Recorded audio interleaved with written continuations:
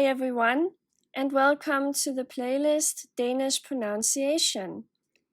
In this playlist, we will look at some of the letters, letter combinations, and sounds that are challenging for foreign students of Danish.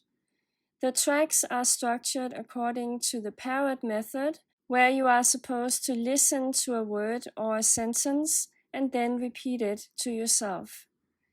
The explanations in the tracks will compare with English pronunciation.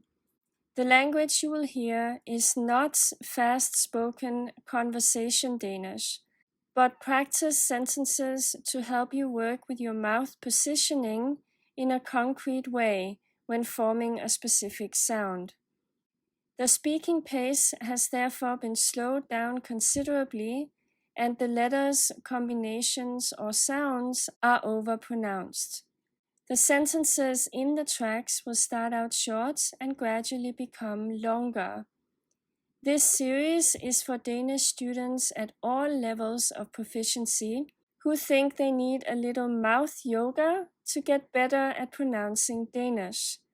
Please enjoy Danish pronunciation.